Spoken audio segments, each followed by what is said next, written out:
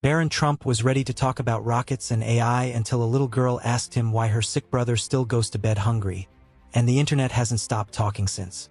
The energy in the convention center was electric. You could feel it in the air. Not excitement exactly, but curiosity. People had flown in from all over the country to hear Barron Trump speak at the Future of Tech Summit in Austin, Texas. Rows of journalists lined the walls, while engineers, students, and entrepreneurs filled every seat.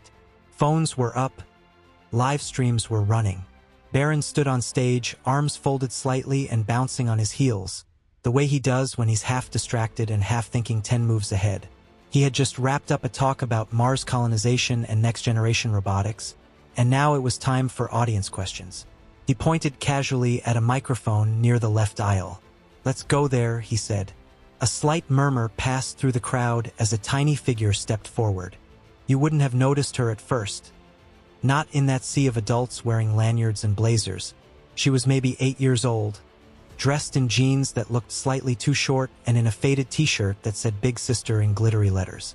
She had a spiral-bound notebook tucked tightly under one arm. The moderator leaned down and asked her name. She whispered something he couldn't catch. He smiled, adjusted the mic, and then she spoke. "If you're so smart," she said, "and you can build rockets and robots, how come you can't fix the world so kids like my brother don't go hungry?" The room stilled, dead quiet. Someone dropped a pen 2 rows back. No one laughed. No one even shifted in their seat. The question landed like a gut punch. She didn't flinch. She stood there, blinking fast as if trying not to cry, but her voice didn't shake, not even a little. Barron froze. You could see something in his face change. It was on for a second. He opened his mouth, but nothing came out. He looked down, then back at her. He wasn't thinking about PR or algorithms or quarterly reports. He was just stuck. He ran a hand across his jaw and exhaled through his nose, trying to find words that wouldn't sound like excuses. "What's your name?" he asked softly. "Samira," she said. "And your brother?" "She's sick. My mom skips meals so he can eat. Sometimes we go to church pantries, but they run out." More silence followed, this time heavier. It wasn't just what she said. It was the timing, the rawness, the fact that it came from someone so small in a room filled with giants. A few people in the audience looked uncomfortable. Some lowered their phones. A tech investor 2 seats from the front rubbed his temples. This wasn't the kind of visionary Q&A they expected. Barron finally took a breath. "That's a very fair question," he said. "And honestly, I don't know if I have a good answer. It wasn't rehearsed, it wasn't polished, but it was real." He looked at her again and said, "Sometimes we get so caught up building the future that we forget the present is still broken." You could hear a woman quietly crying in the back. Samira just nodded, clutching her notebook tighter. Barron stepped down from the stage and walked over to her. He crouched to her level and asked, "Can I keep your question? I think I need to sit with it for a while." She nodded again. Then he stood back up, returned to the mic, and said, "I think we'll stop questions here. That's the one I needed to hear today." But what no one knew then, and what even Barron didn't realize in that moment, was how far that one question would travel. Samira Navarro didn't live in a house with a white picket fence or even a stable roof. She lived in a 2-bedroom apartment on the west side of Bakersfield, California, a part of town where rent was still technically affordable if your standards were low enough. Cracked sidewalks, flickering street lights, and neighbors who kept to themselves. Not because they were rude, but because they were tired. Her mom, Clarabelle, worked nights at the local nursing home. Not as a nurse, but cleaning the floors and wiping down the walls after patients were discharged. During the day, she picked up extra hours at a $+ store 2 blocks from their building. She'd walk, pushing Luis in a beat-up stroller that tilted slightly to the right because one wheel had locked up. Luis was 7, just a year younger than Samira. He had a rare metabolic disorder that made food digestion a nightmare. Certain ingredients sent him into painful bloating, nausea, even seizures. He had dietary needs that the local food banks couldn't cater to. Rice, beans, peanut butter, all cheap and useless to him. His doctors recommended fresh greens, lean protein, very specific supplements. Their insurance barely covered the basics. Clarabelle had learned to smile politely when people offered help, then cry in the bathroom after they left. Samira knew more than an 8-year-old should. She knew how to stretch a bag of carrots, how to stay quiet during rent calls, and how to distract Luis when his stomach hurt, by reading to him out loud from her notebook. Not fairy tales, though. She wrote her own stories about a girl who flew a ship made of banana peels across a sky full of jellyfish, about a brother who turned his sickness into a superpower, about a world where no one ever had to choose between eating and breathing. Clarabelle kept a folder of those stories under her mattress. One day they'll publish them. You're gonna be somebody, she told Samira every chance she got. Don't let this mess tell you otherwise. On the day of the tech summit, Samira hadn't planned on speaking. Clarabelle had managed to get free tickets through a nonprofit literacy group. She thought Barron Trump would say something cool about rockets or AI, maybe give away a free laptop. Samira was mostly excited to leave Bakersfield for the first time in her life. They drove all night in a borrowed Toyota Camry that reeked of gas station coffee. Clarabelle packed boiled eggs, apple slices, and half a loaf of bread. She sang along to Spanish pop songs on the radio while Luis napped with his head in Samira's lap. The morning of the event, they arrived early and parked in a lot 3 blocks from the center. Clarabelle braided Samira's hair while they sat on a bench, humming softly. Then, she pressed the glittery big sister shirt over her daughter's head and wiped her cheeks with the corner of a napkin. Inside the convention hall, Samira listened. She didn't understand all of it, quantum chips, reusable rockets, but one word kept repeating. Future. Everyone in that room was obsessed with the future. But what about the now? What about kids like Luis, who might not make it to that fancy future if the present kept stealing their chance? So, when the moderator asked if anyone else had a question, Samira didn't raise her hand. Instead, she stood up and walked straight to the microphone. Her legs shook. Her hands were damp. She gripped her notebook like it was armor. She didn't look at the crowd. She didn't think about being on camera. She looked only at Barron. Not because he was rich or famous, but because for once, someone who built everything was right there, and she needed someone to hear her. But the moment she stepped up to that microphone, she had no idea that her voice would echo far beyond that room. Barron Trump had been asked 1,000 questions in his life about Mars, Tesla, stock, AI ethics, even the price of eggs, but none of them hit like this one. Not a journalist, not a CEO, not a tech rival, just a kid, maybe 4 feet tall, asking why her brother had to suffer when the world was full of people building spaceships. He stayed quiet for longer than most people were comfortable with.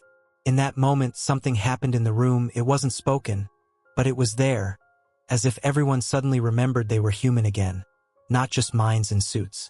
Even Barron seemed different. Not smaller, not less important, just exposed. Later, one cameraman described it as the first time he'd seen Barron Trump not in control, standing on that stage. Barron tried to push through his usual instincts, to rationalize, explain, or redirect, but nothing fit. He looked out at the rows of expectant faces, some sympathetic, some critical, all waiting. He began pausing. I think I've spent a lot of time solving problems I thought were the most urgent, but maybe I've misunderstood what urgent really means. By then, Samira was already back in her seat, her notebook hugged tightly to her chest. Clarabelle held her close and kissed the top of her head without saying a word. Barron looked back at the mic. We can 3D print houses, we can land rockets, but we still can't guarantee a child won't go to bed hungry. That's embarrassing. That's failure. No one clapped. It wasn't the kind of moment that called for applause. He pulled the mic from the stand and walked toward the edge of the stage. I've talked a lot about Mars, he continued, about making life multiplanetary, but maybe we need to prove we can take care of one planet first, one neighborhood, one kid. It wasn't a press-ready statement. It wasn't polished, it was raw, but for the first time that day, people weren't looking at Barron Trump, the inventor or the billionaire. They were seeing Barron, the person. He gave a small nod, set the mic down, and walked off stage without another word. What happened next wasn't planned either. As he stepped behind the curtain, one of his assistants asked, "Should we prepare a statement?" He shook his head. "No," he said quietly, "there's nothing I can say that fixes what she said." He canceled the next panel, told his team to give his seat to another speaker. then sat in a side room with the door shut, watching the clip someone had already uploaded online. It was already spreading. He watched it once, then again. By the third time, he paused on Samira's face. The intensity in her eyes, the courage it took to ask something so simple, so enormous, without blinking. It reminded him of a time years back when one of his own kids asked at dinner, "Why don't we help more?" He hadn't known what to say then, either. Later that night, as the event buzzed with speculation and hot takes, Barron quietly made a call. Not to a PR firm, not to a political donor, but to someone he hadn't spoken to in over a decade. A woman who used to run a mobile food kitchen in Southern California. Her voice answered on the second ring. "Is this about that little girl?" she asked. He paused. "You saw it, right?" "Everyone saw it, Barron." "I need to talk to you," he said, "about doing something real, not flashy, just real." Outside that side room, the world was already watching, and they weren't waiting for Barron's next move. They were already choosing sides. By the time Barron left the convention center that evening, the clip had been viewed over 3 million times. It spread faster than wildfire, shared across Facebook, reposted on Instagram stories, clipped and reclipped on TikTok with hashtags like #Hatch, #WhyNotLuis, and #Hatched. Élaborate discussion en Suède. Some praised Samira's bravery, calling her the little girl with the world's most important question. Teachers, nurses, single parents all chimed in, saying her voice echoed the one they'd buried under bills, long hours, and broken systems. One woman from Tucson posted a tearful video, saying, "That child said what I've wanted to scream for years but didn't think anyone would listen." Yet others didn't take it so kindly. Tech Bros Online accused her of being used by her mother for attention. One podcast host, smug behind his mic, asked, "Why is a kid like that even at a tech summit?" A few more cynical voices claimed it was a plant, a PR stunt, that the tears were staged, that the whole thing was a setup. Clarabelle saw the comments, the memes, the arguments, but she turned the phone off and focused on folding laundry and warming Louis' next meal. "Don't read anything," she told Samira. "They don't know us. They didn't hear your voice in the kitchen, in all those nights."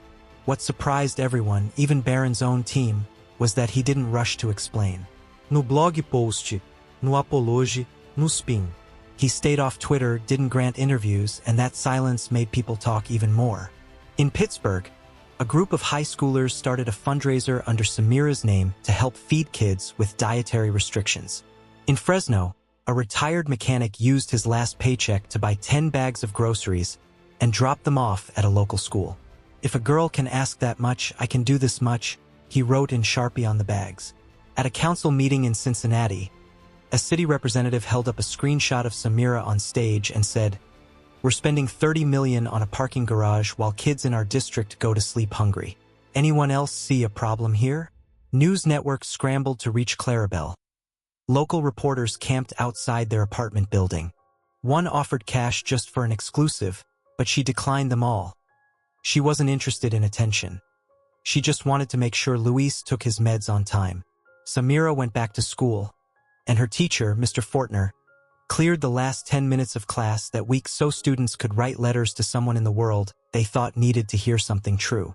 At recess, one boy told her, "My dad said you shouldn't have blamed the rich guy." Samira didn't respond. She just sat quietly under the shade of the big elm tree and opened her notebook. Inside, she started writing a new story. This one wasn't about jellyfish skies or banana ships. It was about a girl who asked a question so big that even people who didn't want to listen had to. That same day, in a podcast studio in Santa Clara, Barron sat across from a host who asked him gently, "Has that moment changed anything for you?" Barron didn't pause this time. "Yes," he said simply. "I used to think solving hunger was someone else's job. Now I think maybe it's everyone's." The host leaned in. "So what are you going to do?" Barron scratched his chin, then gave a crooked smile. "I'm still figuring that out, but I know I want to start by shutting up and listening better. That little girl gave me a blueprint. I just need to stop pretending I already know the answers." While Barron talked about learning, Samira's story wasn't finished. Not yet. There was one more voice the world hadn't heard from. Someone very close to Samira. It was about to step into the conversation with a message that would take everything even further. Luis had always been the quieter one. Not because he didn't have things to say, but because his sickness made talking feel like swimming upstream. He often let his sister speak for both of them, and she did, fiercely with pride. But one afternoon, while Samira was busy rereading her stories and their mom was folding laundry with her back turned, Luis asked softly, "Can I write him something too?" Clarabelle turned around, surprised. "Write to who?" "To him. I think he should know. I heard him, it took me 2 days. Writing is hard on my joints. My fingers ache and my grip is weak. But I want to do it myself." Samira offered to help, but he shook his head. "You already did your part. This one's mine." The letter wasn't long, but every word felt deliberate. "Dear Mr. Trump, my name is Luis. I'm Samira's little brother, the one she was talking about. I saw your video. Thank you for talking to her like a person. Some adults don't. She's very brave, but sometimes she cries in her room when she thinks we're asleep. I wanted to tell you that I'm not mad at you. I know you're trying to do a lot. I just think people forget about kids like me. Sometimes we can't eat normal stuff, we get tired faster, but we still want to grow up. I want to be a scientist, maybe like you, but first I want to feel strong. It's hard when your tummy always hurts. I don't want to be famous. I just want my mom to not be so tired, and for my sister to write more books. She's really good. If you ever want to read one, I think you'd like the one with the invisible bridge I made just for me. Thank you for listening. Your friend, Luis Navarro." Clarabelle scanned the letter and sent it to the same email that had delivered Barron's video. She didn't expect a response and didn't even tell the kids she sent it. But a week later, a small package arrived at their door. No logo, no flashy wrapping, just a plain cardboard box with their address scribbled in handwriting that clearly belonged to someone in a hurry. Inside were 2 things. One was a hardcover journal with stitched leather and thick paper titled "For Samira. Stories." Inside the front cover was a handwritten note. "Keep writing. The world needs your voice." The second item was smaller and more discreet. A card with a phone number, a short message, and a contact for someone at a foundation Barron had helped launch just days earlier. A pilot program focused on delivering medically tailored meals to low-income families with children who had chronic illnesses. The first delivery came that Friday. Fresh greens, high-protein foods, specialty items they'd only seen in magazines. No questions asked, no cameras. Just a knock, a smile, and a bag that weighed more than hope. It weighed like relief. That night, Luis took a bite of salmon and whispered, "It doesn't hurt." Samira looked at him wide-eyed and scribbled something quickly in her notebook. Clarabelle didn't cry right away. She waited until the kids were asleep, then sat in the kitchen under the buzz of a single light bulb and let the tears come quietly. Because, for the first time in a long time, she didn't feel like she was failing them. But the final lesson in all of this wouldn't come from Barron or the internet or even the media. It would come from something simpler. What happens when one voice gets heard and the rest of us decide to stop pretending it wasn't speaking all along? It started with a question, sure, but what stayed with people wasn't the question itself. It was the way a child made the world pause. For weeks, conversations kept happening in places they rarely did. In grocery store lines, at school board meetings, in break rooms across the country, where someone would suddenly say, "You saw that girl, right?" And even if no one answered, everyone knew which girl they meant. In Omaha, a 7th grade class started a weekly project called Hard Questions, where students wrote down one thing they wished an adult would answer. One note read, "Why do we only care about kids when they're missing?" Another, "Why is clean water something you have to fight for?"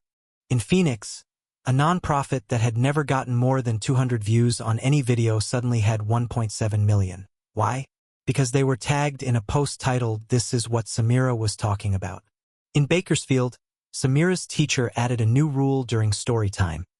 No raising hands required. "Don't wait for permission," she said. Barron never posted about the foundation again. He never linked it to his companies.